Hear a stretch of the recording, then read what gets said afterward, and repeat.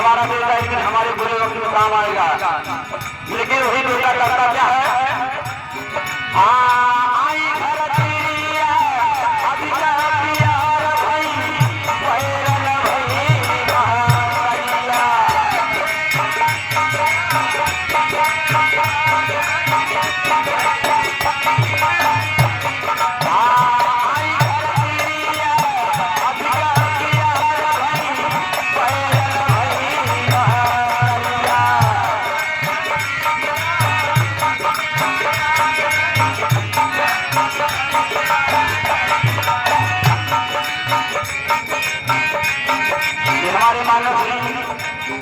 अरविंद भैया बंबल वाले हमारी आवाज आने को तैयार ही है, तो कृपया हमारे श्रीनाथ धोनी के बगल में आकर अपने भाई से मिल लीजिए और आपको ऐसे प्यार में होना है और हमारी गुरु का दी जैसे मैं बुझा जैसा संविधान करती है।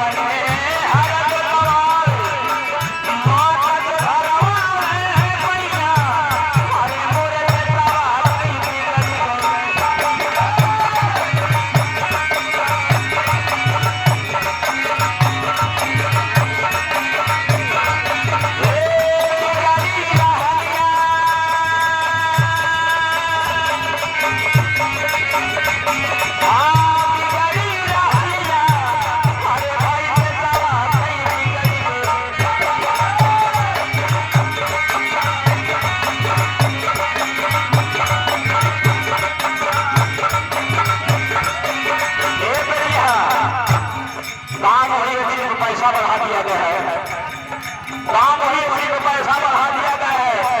तो पंडित जी के घर एक बार कोई आगे उनके घर एक बार केहू वर्मा जी के घर एक बार केहू घर एक बार सवेरे नहाए धोए हैं, झाड़ बाल लेकिन बहुत काम नहीं चल रही। आजकल एम्बुलेंस आवत है और अस्पताल नहीं को याद कैसे ये भैया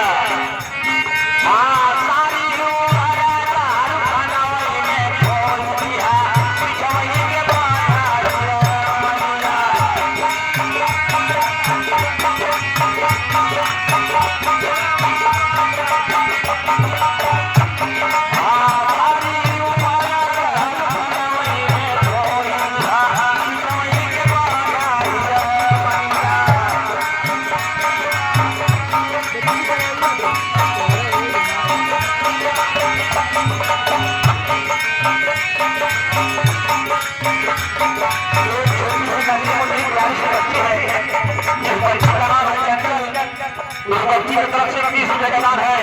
हम और हमारी पूरी पार्टी उसमें 2 लाख धन्यवाद देते हैं। और हमारे मानव श्री लाल बहादुर जो कि ऊपर है ग्राम सभा उनकी तरफ से 1 रुपए का दान है। हम और हमारी पूरी पार्टी जैसे संविधान करती है।